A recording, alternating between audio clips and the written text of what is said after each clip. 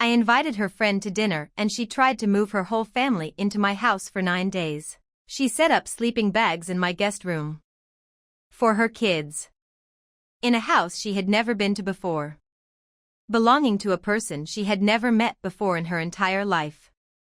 And she did all of this without asking a single soul, because somewhere in that brain of hers, she had decided that this was simply how things were going to go.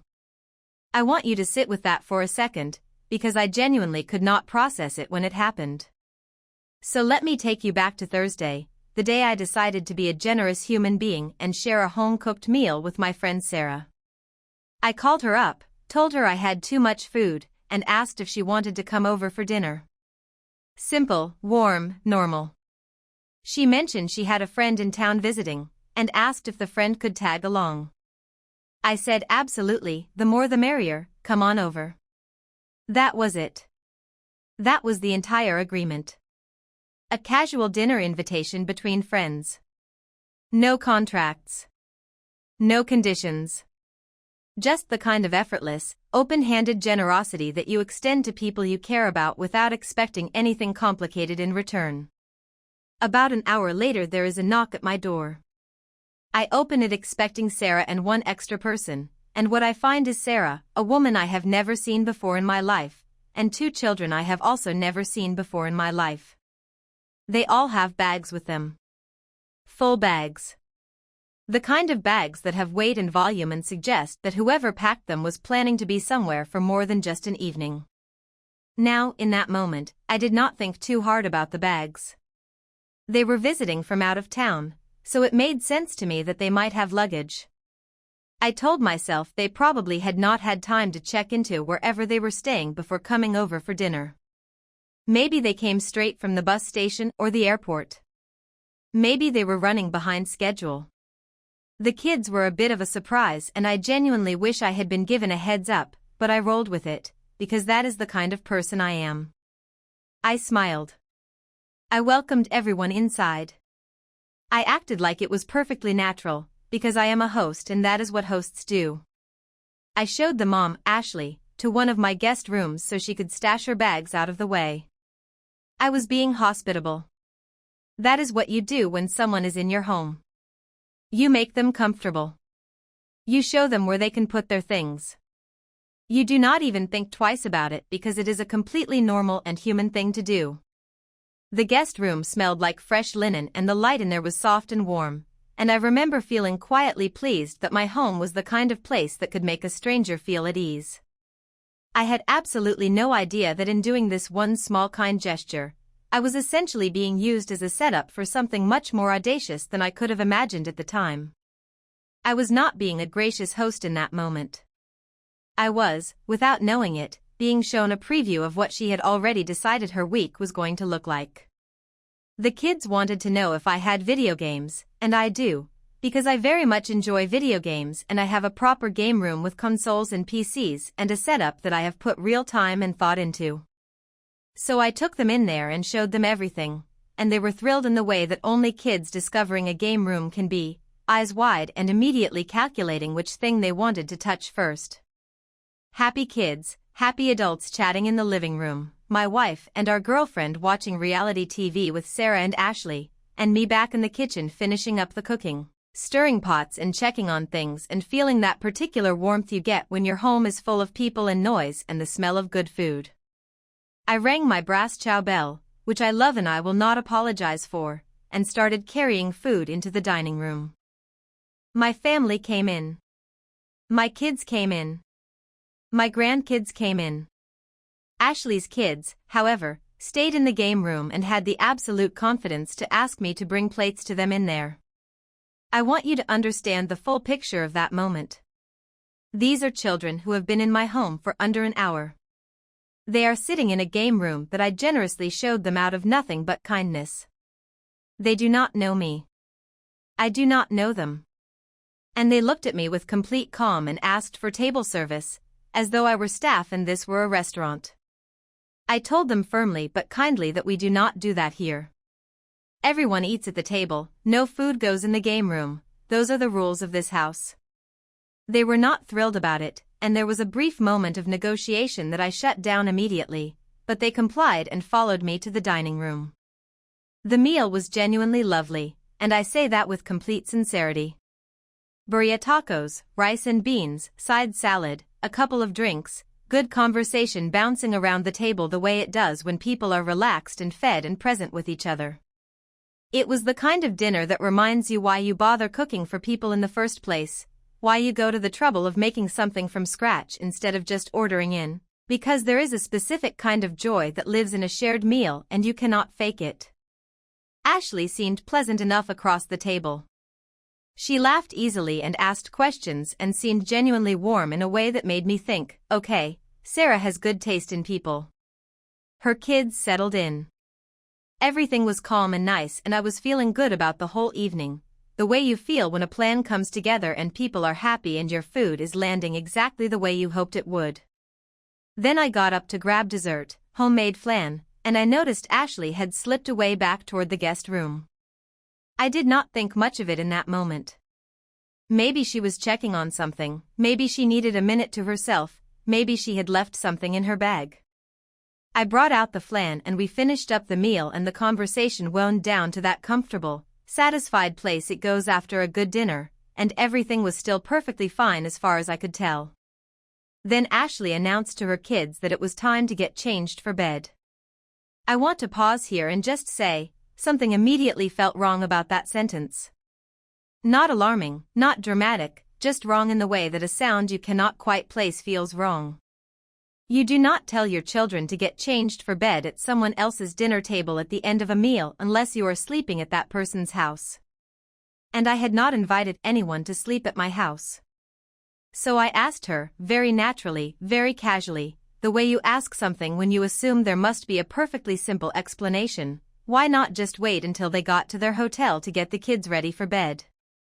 And that is when the whole thing cracked open. There was no hotel. There had never been a hotel. Ashley had gone back to that guest room while I was getting dessert and set up sleeping bags for her children on the floor.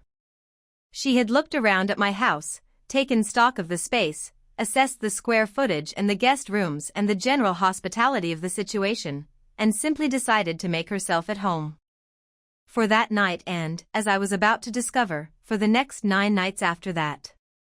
10 nights total. She had come prepared for 10 nights. The sleeping bags had been rolled up in those bags from the very beginning, packed carefully before she ever boarded whatever transportation brought her here, folded and tucked away like a quiet little secret she had been carrying the whole time while I stirred pots and rang my chow bell and felt proud of myself for being such a welcoming person. I cannot even describe the feeling that came over me in that moment. It was not anger right away. It was more like vertigo. Like the floor had tilted slightly and I was trying to figure out which way was up. I stood there in my own dining room, in my own home, surrounded by people I loved and one person I had met approximately 3 hours ago, and I tried to locate the version of reality where what she had just told me made sense. I could not find it. The math did not work. The social logic did not work. None of it worked. She explained that she had not booked any accommodation for her trip because she knew that Sarah had a friend with a big house and money, and she had simply planned on staying with me. She said it with a calm that was almost impressive. Like she was explaining something obvious. She had traveled to this city, with her children, with sleeping bags packed deliberately at the bottom of luggage she had filled with 9 nights' worth of clothing, and she had never once asked whether that was acceptable to me or to Sarah. She had just decided it was happening, the way you decide what to have for breakfast or which route to take to work. A private, internal decision that she made about someone else's home. Oh, okay. Sure. That is a completely normal and sane thing to do. I told her no. Clearly and without hesitation. I did not raise my voice. I did not make a scene in front of the children or make the moment uglier than it needed to be. I kept my face calm and my voice even, the way you do when you want to make it absolutely clear that you mean what you are saying without turning the living room into a confrontation. I simply told her that I did not invite her to stay, I did not know her, and I was not going to have a stranger and her children living in my house for over a week. That is when the guilt trip started. Ashley informed me that I was failing to support single mothers. She made it clear that by not allowing her to use my home as a free hotel for 9 days, I was personally responsible for the financial hardship she was now facing. They had to book a room at the casino hotel nearby, $300 a night, and she was very eager to make sure I understood that 9 nights at $300 was 2 months of rent for her. She said it slowly, like she was waiting for the number to land and reshape my decision. And look, I do have sympathy for the financial pressures that single parents face. That is real and it is hard, and I am not going to dismiss it. But the audacity required to frame this situation as my failure is absolutely staggering. She made this choice. She traveled to this city without booking accommodation. She found out that her friend knew someone with a big house and she thought that entitled her to stay there for free without asking. The financial consequence of that plan falling through is not something I caused. I just declined to participate in something I was never actually asked to participate in. Here is what I keep coming back to.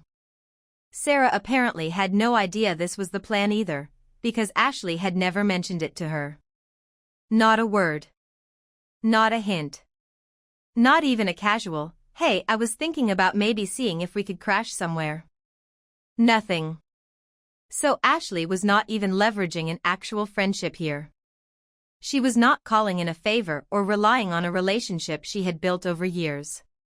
She was betting on the goodwill of a complete stranger, based on nothing more than the fact that the stranger had a nice house and a reputation for generosity that had traveled to her secondhand through a mutual connection. That is not resourcefulness. That is not a survival strategy.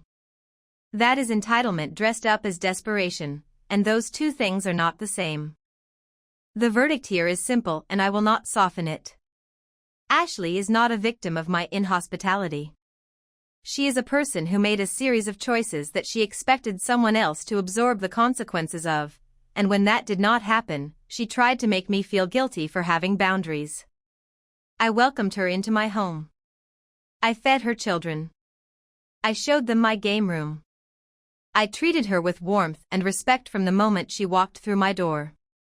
What I did not do is agree to surrender my guest room for 9 days to someone whose last name I do not even know.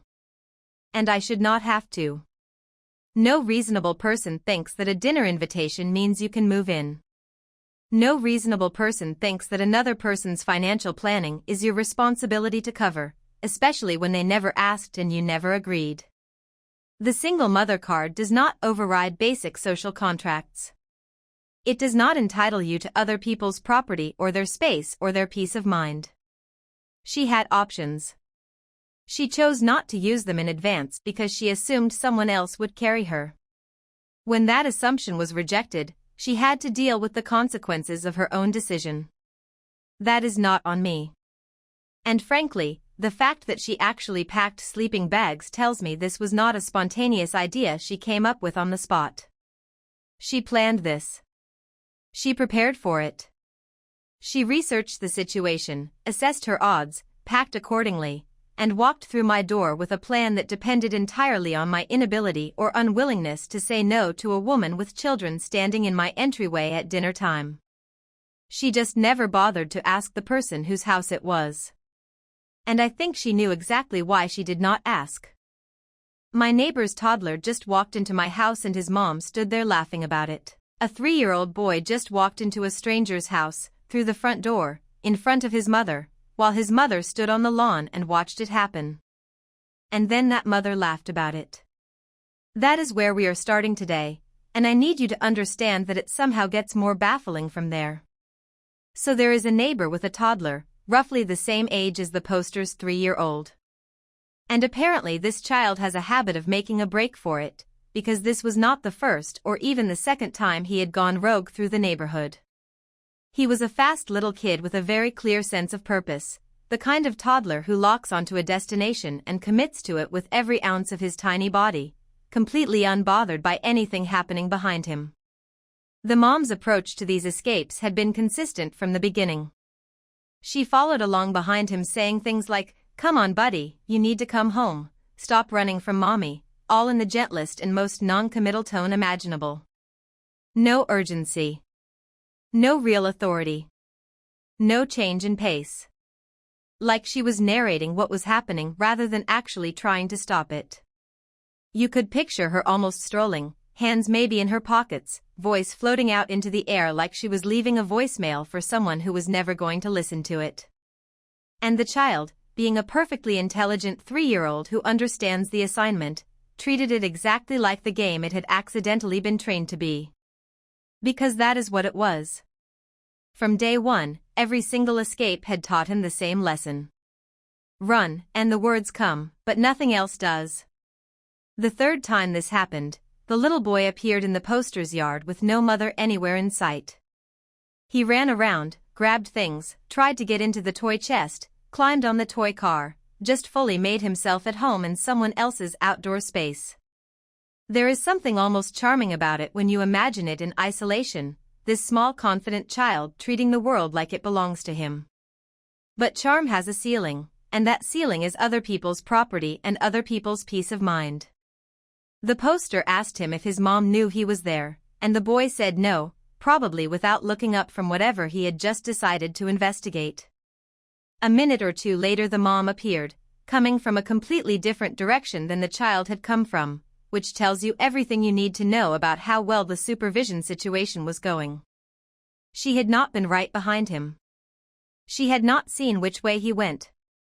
She had simply lost track of him and then found him by chance, which means this could have ended very differently on any given day.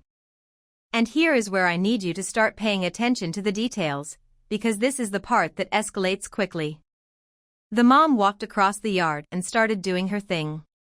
Come on, buddy, this is not your stuff, let us go home. Same tone.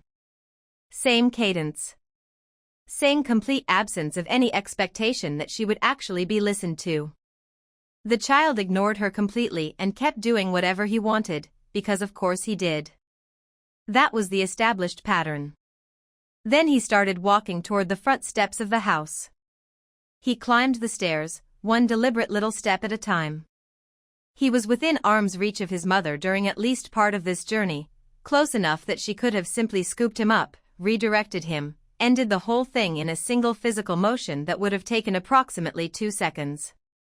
And she just stood there, talking to him, while he walked up the stairs, while he reached for the door handle, while he curled his small fingers around it, while he pushed it open and stepped inside.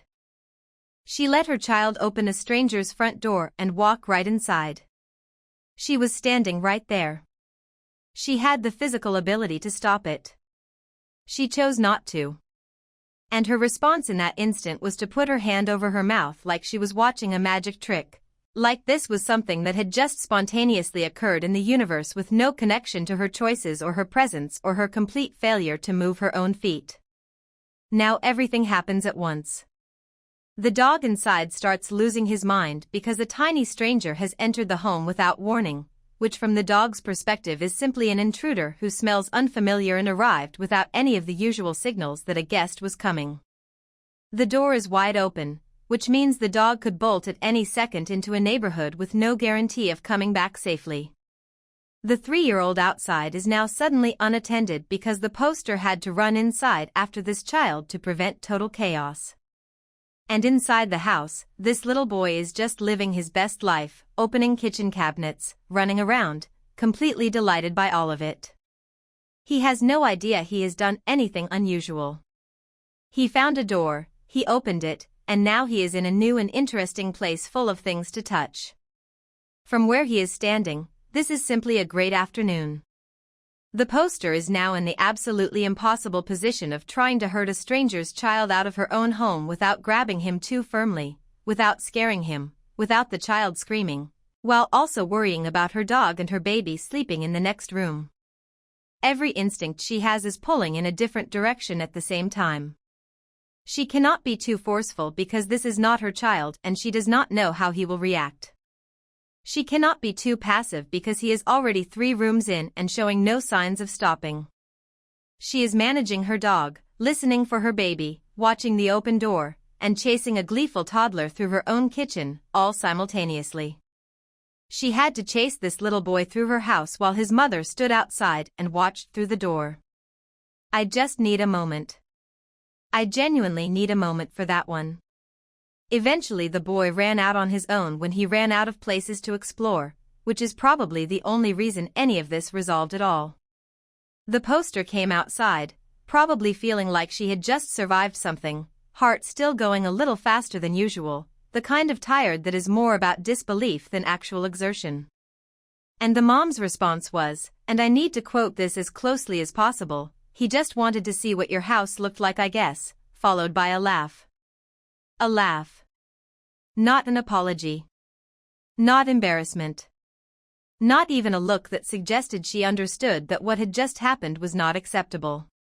Just a light little explanation and a laugh, like the whole thing was a funny story that had happened to someone else. And then she wandered off after her kid toward the next neighbor's yard, still doing the come on buddy routine, like none of it had just happened. Like the chapter was simply closed and they were all moving on. Let me be very clear about what occurred here. A toddler entered someone's private home without permission. He could have broken something. He could have woken a sleeping baby. The dog could have jumped on him or bitten him out of alarm, and then the poster would have been dealing with a completely different nightmare, one involving injuries and liability and a frightened child and a traumatized dog. The poster had to leave her own child unattended outside to deal with this situation.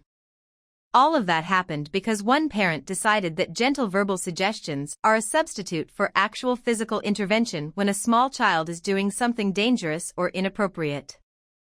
The poster is too kind in how they framed this, wondering whether the child might be special needs, wondering whether she handled it right, asking what she should do better next time. I appreciate the grace in that, but let me redirect the question slightly. The issue here is not really about the child at all. 3-year-olds test limits. They run, they explore, they push every boundary available to them. That is developmentally normal and it is not a character flaw. The issue is the parent standing there watching it happen without stepping in. The issue is a grown adult with working legs and functioning arms choosing to observe rather than intervene, repeatedly, across multiple incidents, with no apparent recognition that the pattern needed to change. There is a significant difference between allowing a child to have autonomy and agency in safe spaces and allowing a child to run into strangers' homes while you narrate from a distance. One is good parenting. The other is an abdication of the basic duty to keep your child from entering spaces where they could be hurt, could cause harm, or could put other people in impossible situations. This mom does not appear to understand that distinction. Here is where I land on this. If this happens again, and based on everything described it absolutely will happen again, the poster does not need to chase that child through her house. The poster can and should close the door before the child gets to it. If the child has already made it inside, it is completely reasonable to pick him up, carry him to the door, and hand him to his mother directly. Not aggressively, not unkindly, just matter-of-factly. And it is also completely reasonable to have a direct conversation with the mother about the fact that this cannot keep happening. Not an aggressive confrontation, just a clear adult conversation. Your child came into my house. My dog could have bitten him. My baby was sleeping. This is not safe for anyone. Please make sure this does not happen again. That conversation might be uncomfortable. The mom might get defensive. She might laugh it off the way she laughed everything else off. But the poster's comfort in her own home and the safety of everyone involved, including that little boy, is worth the awkward 2 minutes it takes to say it plainly. Gentle parents are not bad people, but gentleness applied without any follow-through or physical intervention when a toddler is making unsafe choices is not actually kindness to the child. It is just the absence of parenting. If you made it through both of these, drop a comment and tell me which one had you more speechless, the overnight squatter or the wandering toddler. If this kind of thing is your thing, hit that like button and subscribe, because there is always more where this came from.